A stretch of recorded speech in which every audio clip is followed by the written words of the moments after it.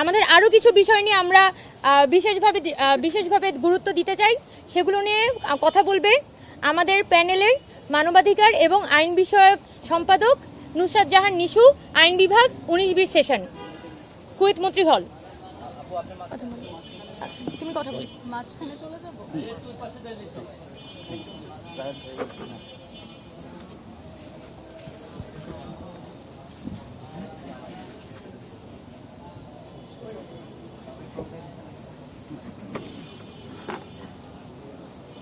আসসালামু আলাইকুম সবাইকে।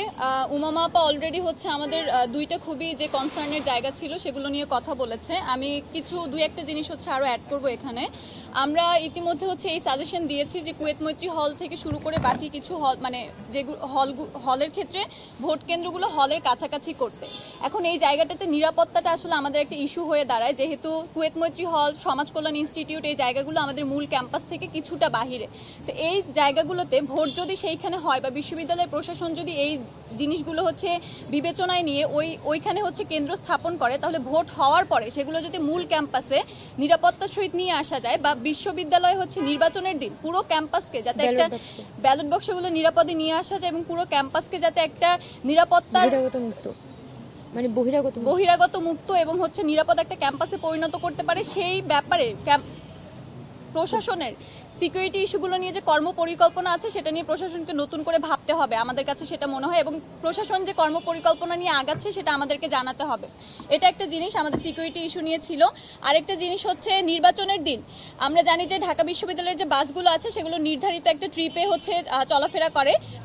নির্বাচনের দিন এই ট্রিপ সংখ্যা হচ্ছে প্রশাসনকে বাড়াতে হবে।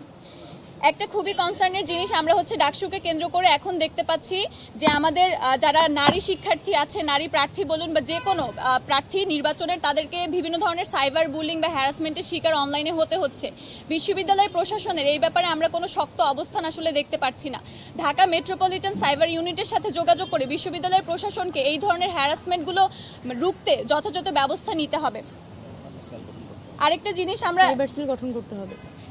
সাইবার সেল গঠন করতে হবে, সেটা তো অবশ্যই। আমরা বিশ্ববিদ্যালয়ে যে কর্মপরিকল্পনা আছে এই ব্যাপারে, সেটার ব্যাপারে ওনাদের শক্ত অবস্থানে যেতে হবে এবং সাইবার সেল গঠন করে কাজ করতে হবে।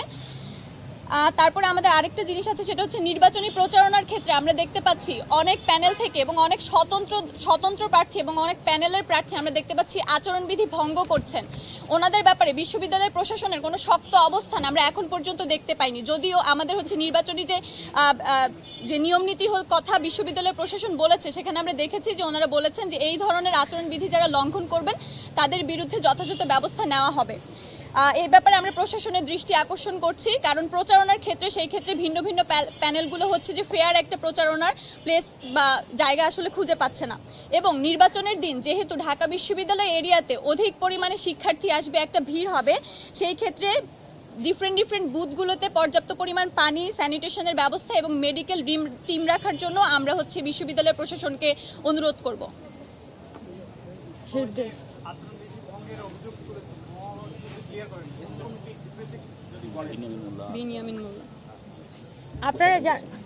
আপনারা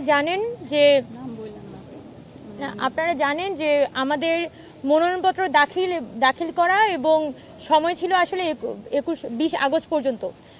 এর মধ্যে কিন্তু আপনার কোনো প্রার্থীর পক্ষেই এই ধরনের অফলাইনে প্রচারণা করার এখতিয়ার ছিল না।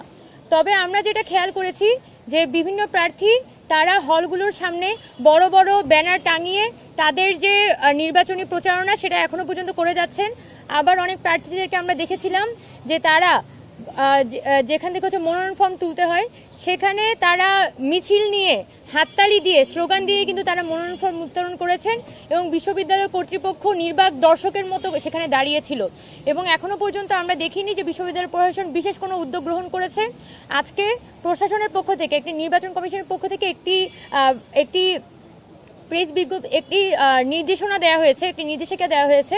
সেখানে তারা বলেছে যে যে সকল প্রার্থী এ ধরনের ব্যক্তিগত প্রচারণা রাস্তাঘাটে করে যাচ্ছেন তারা যাতে সেটা থেকে বিরত থাকে এবং তাদের যে পোস্টার ব্যানারটি আছে সেটা যাতে তারা নামিয়ে ফেলে।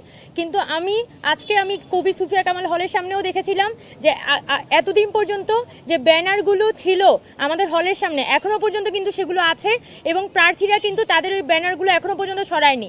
অর্থাৎ বোঝাই যাচ্ছে যে এখানে প্রশাসনের পক্ষ থেকে নামকাও আসতে তারা কিন্তু কিছু উদ্যোগ গ্রহণ করছে, কিন্তু তাদের পক্ষ থেকে নির্বাচন কমিশনের পক্ষ থেকে এই আচরণবিধি ভঙ্গের জন্য যে ধরনের শক্ত অবস্থান নেওয়া দরকার ছিল সেটা এখনো পর্যন্ত আমরা প্রশাসনের পক্ষ থেকে দেখতে পাচ্ছি না।